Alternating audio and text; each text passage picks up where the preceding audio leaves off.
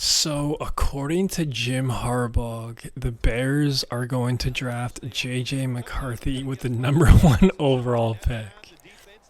Yes, Jim Harbaugh is kind of obligated to make that statement since he coached J.J. Does he actually believe that? I'm sure a part of him absolutely does, but is that realistic? Is that going to happen? I would say pretty unlikely. In the past, we've seen a lot of standout freak performances in the draft combine, but I don't think JJ McCarthy is going to be absolutely mind blowing in that process. Yes, he could show off a lot of throws, a lot of mobility, a lot of speed. I feel like it'll kind of be a similar comparison to what Zach Wilson did.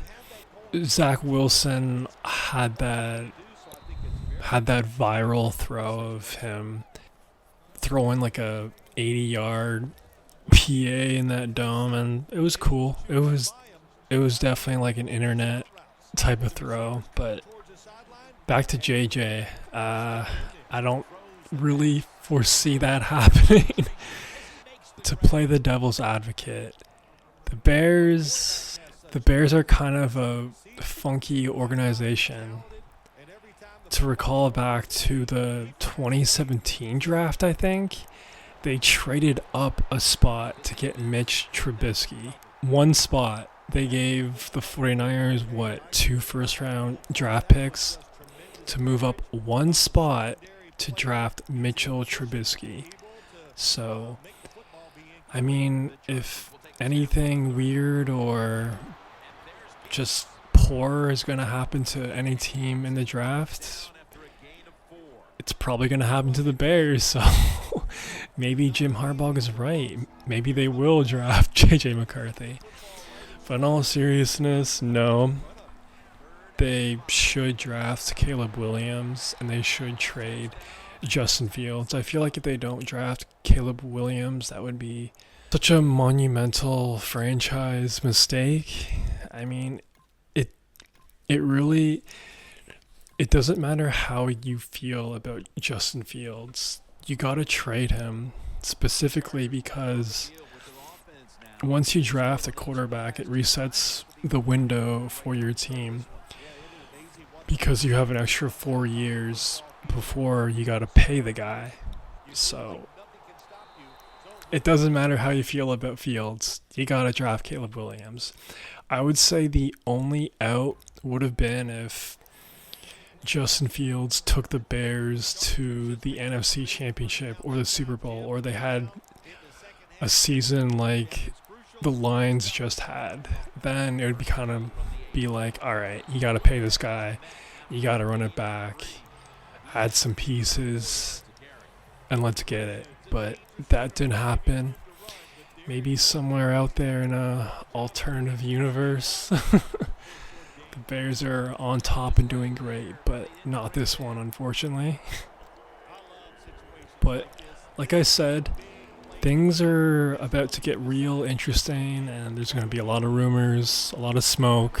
There's always a lot of smoke screens during the draft process, but you know what? It's reality TV. That's what makes ball so great. It's 365 days a year. It's not just, we're not just talking about it when it's the regular season. We're talking about it every single day because that's the NFL. It's king. I think this is actually going to be a really interesting pre-draft process because there are some critics with Caleb Williams. I wouldn't say he's a complete shoo-in. Like, he's not at that Andrew Luck level. I would say he's right under that Joe Burrow level, even though Joe Burrow had some doubters when he first got drafted, which is crazy. But I think the gap between Caleb Williams and Drake May is a lot closer than we think. And I think that whole conversation is going to be real. It's going to be really emphasized in this process. And I think it's going to be really fascinating to watch because I don't know who's better. And I don't think they really know either because, the NFL is such a different game than the college game. And it's going to be quite entertaining to see them at the combine and to ultimately see them in the NFL. Really excited.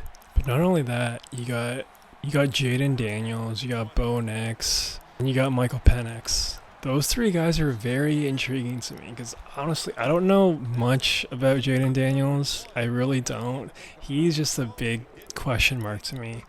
I feel like he's either going to be really, really good or he's going to be a complete bust. Bo Nix, I think it really depends on where he lands. Because I think he's more of a project type of guy. And Michael Penix, I just worry about the injury history. I mean, we saw what happened to Anthony Richardson this past year. Shown some flashes.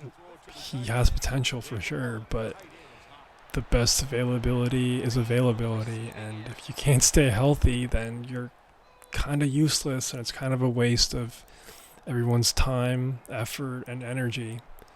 So those three guys too, it's gonna be it's gonna be a good year for the draft. It's gonna be real entertaining. But to bring it all back to JJ McCarthy, I'm curious to see where he goes because I don't think he's gonna have a lot of success in the NFL. But then again, look at a guy like Brock Purdy. What if JJ lands with a really good team and a good coach and a decent supporting staff? I just read this article, and I know mock drafts are just pure fun, pure entertainment. Mock drafts are never right. Nobody could predict it. It's like winning the lottery. But I saw one today, JJ McCarthy going to the Vikings. That's perfect, honestly. That's really perfect because one, they play in a dome. So arm strength, mobility, all of that, it would just be clean for him. Number two, you got a great coach in O'Connell. He knows his offense, offensive-minded guy, obviously. He could work with JJ. And I feel like he would learn a lot from Kirk Cousins too. I feel like that would be a really good spot. Not only that, but you got weapons. You got Addison. You got Justin Jefferson. You got Hawkinson. That would be a pretty good spot. That would be a pretty good spot. So, Super Bowl coming up. I'm excited about that. I'm sure y'all are excited about that. And then here we go, right after the Super Bowl. Free agency, combine, draft. Let's get it, man. I'm excited. So, what do you think? Should the Bears draft JJ McCarthy with the number 1 overall pick? Or should they draft Caleb Williams? I guess we'll find out. That's all I got. Peace.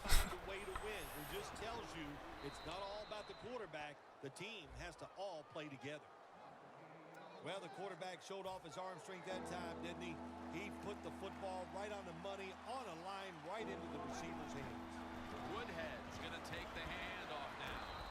And now they'll be on the other side of the 50 after this play. The Chargers, good job that time moving the chains, picking up that first down. And, Jim, of course, there's no time to panic in a situation like this. I think they know that. It's in the second half. You're down just a few points. Just keep looking for ways to get another first down, and that'll serve your team well.